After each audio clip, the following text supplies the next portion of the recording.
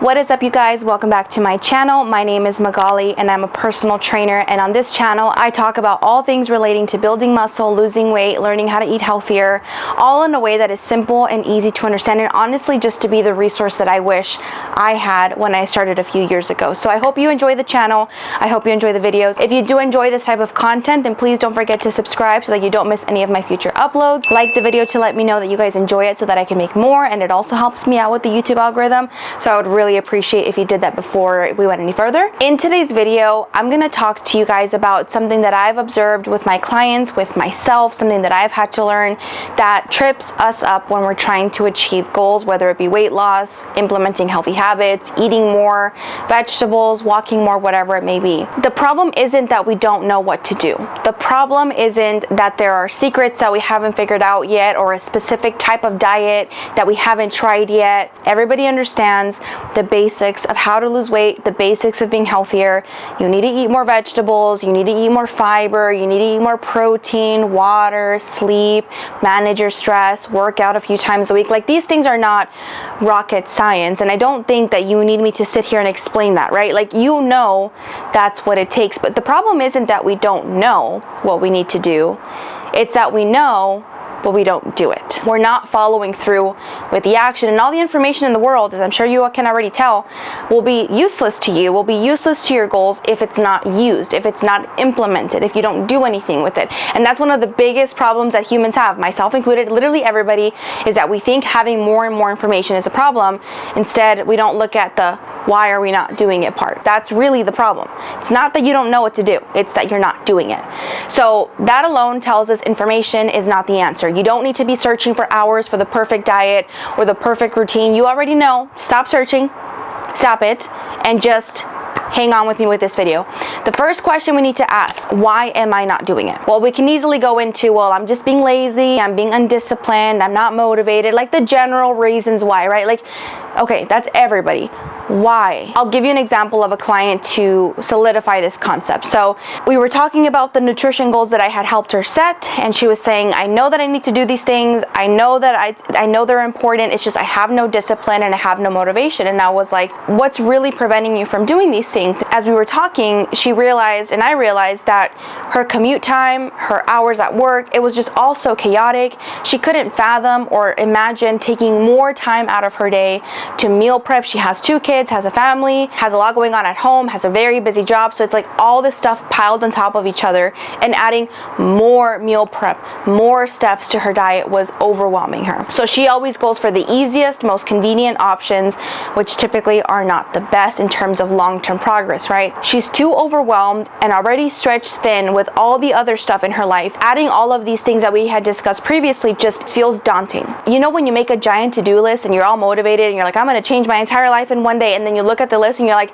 that's a no for me, I'm going to spend all day in bed.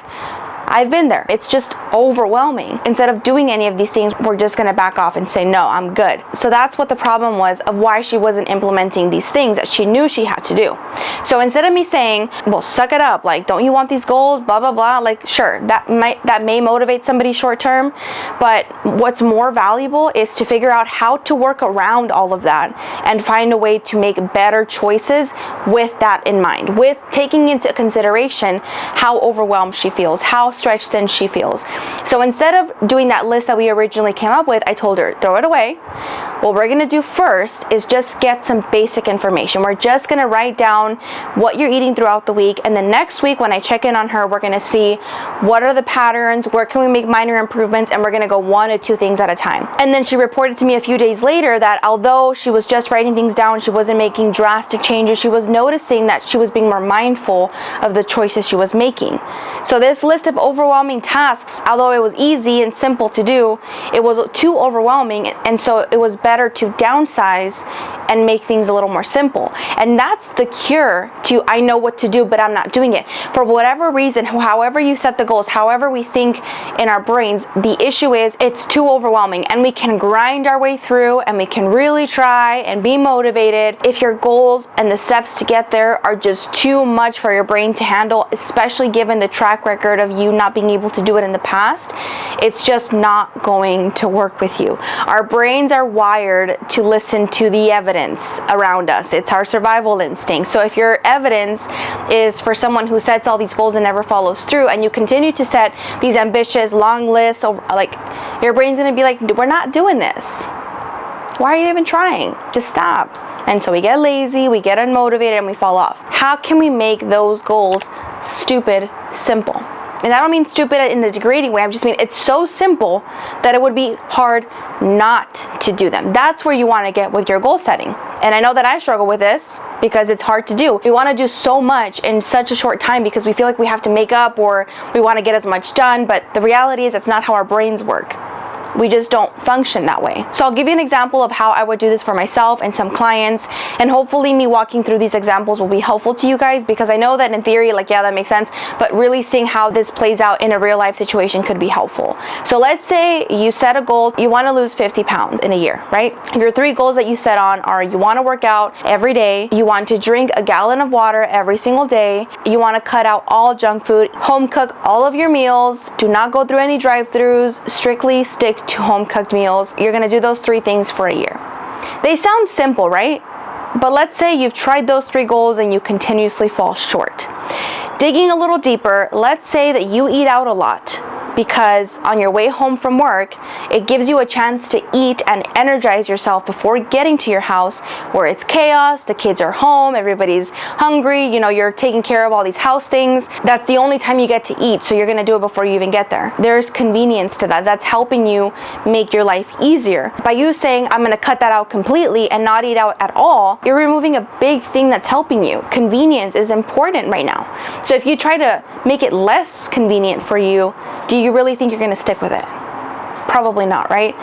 So instead of saying, I'm gonna cut out all drive-through food, all junk food, all eating out food, start with the more simple goal of, let's say, either I'm only gonna do that half of the week this week, or I'm gonna have my meal prep with me so that I don't have to stop anywhere, but I still have the convenience of my meals.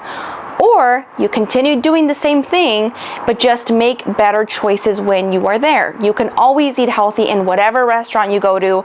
You can make changes in the order on your phone. You can find ways to be smarter. Can we include a vegetable serving there? Can we reduce the fries and put in a salad instead? You know, there's ways to play around with that. But instead of saying, I'm gonna cut out all eating out, all drive-thrus, you want the convenience. You don't wanna get rid of that. That is what's going to make the habit doable. Let's say, for example, the water goal. You're trying to drink a gallon of water. You're like literally made of 70% caffeine, and you drink 1 16-ounce bottle a day. You're gonna go from 16 to 128 ounces just like that. You really think that's gonna stick?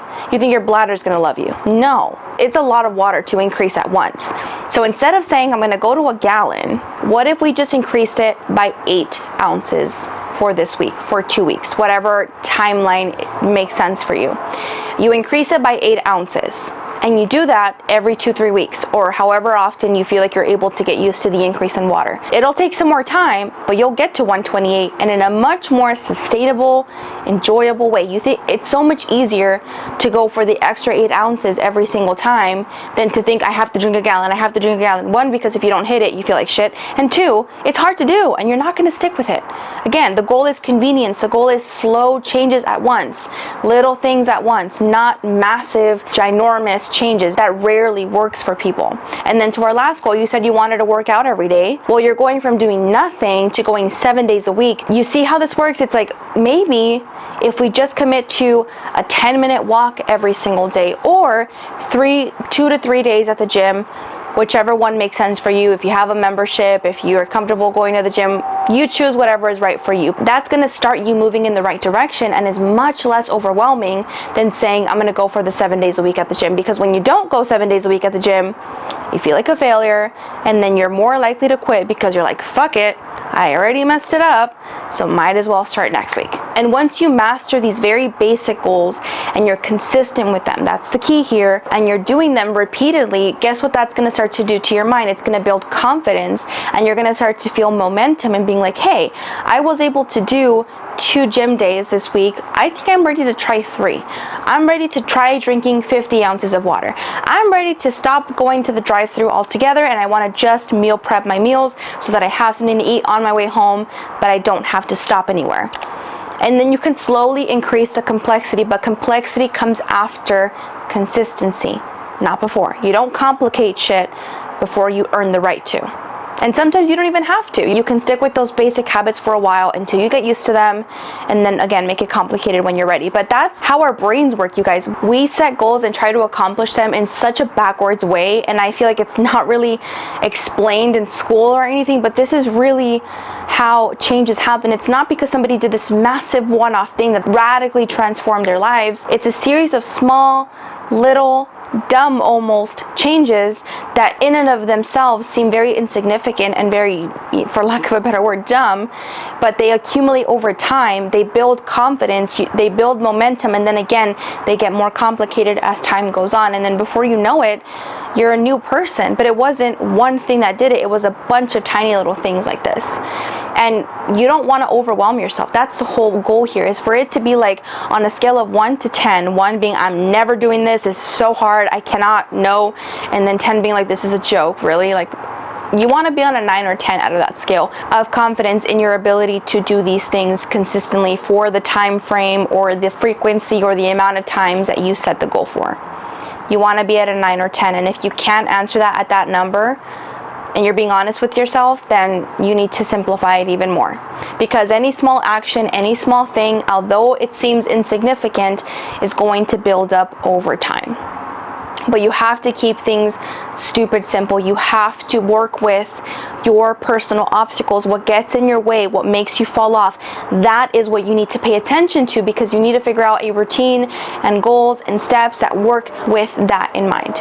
I'm not a morning person workout. And if I start to make myself go to the gym at 5 a.m., that'll last like a day or two. If I even wake up, I'm not going to do it. And because I have the ability to not have to do it, I'm not going to set a goal that I know that I'm going to fail. And the more that we do this, the more we actually accomplish, and the more and the better we feel about ourselves, and the better our journeys and our lives go. And then another thing I will say is make sure that the progress markers, how you keep track of your progress, how you're checking in with yourself, you establish that. When you have clear, defined deadlines and goals, it's just much easier. For example, you don't want to say, oh, I'm just going to drink more water every day. Set an actual number. How many more ounces? Because then you can aim towards a specific number and then check it off and feel good about yourself. I want to work out more. Okay, how? What does that mean to you? And then again, work your way backwards until it's very simple and it's no longer overwhelming. And then another thing that's helpful is to set a deadline. Like, how many days out of the month are you going to commit to doing this? How many times a week? How many times a day? But check in with yourself and say, is this goal working? Is this approach working? Am I actually getting anywhere? And if the question is no, you're still struggling with the same obstacles, you're still not able to follow through, okay, so go back to the drawing board. What do we need to do to simplify these goals even more? And I know that may be hard for some of you, but again, it's not working. So let's simplify it even more to the point where we can get to that 9 to 10 confidence level and actually be able to follow through. And also keep this in mind, you don't want to have like more than 3 goals at a time, again, because our brains get overwhelmed. 3 seems to be a pretty good number. Less if you feel even overwhelmed with that. Just 1 to 3 things. There's no need to be working on more. If you're consistent with those 1 to 3 things, you will start to see a change happening. So stop the over searching, stop the over researching, stop trying to do things that clearly have not worked for you in the past. Work with your lifestyle, work with what's going on in your life. Don't try to fit into a very specific way of doing this because you saw somebody else doing it or somebody else said to do it this way. If it's not working for you and it doesn't take your life and your unique situation into consideration, you're going to fall into the same trap every single time. And every single time you fail, you're going to feel worse about it. And we all know how failing our goals feels. It's not fun. It's not a good experience. So let's try to minimize that by setting goals that are realistic and actually doable for us. Because the longer you do that, you're going to be a hell of a lot further along than trying to set huge goals and getting nowhere with them. We've all fallen trapped to this, you guys. Like, this happens to everybody, every single one of my clients, me, everybody that I talk to. We're human, we're not perfect, we're gonna mess shit up. But the best thing you can do for yourself, and the best thing that I've done for myself and for clients, again, is just work with what's going on. Try to find a simple solution.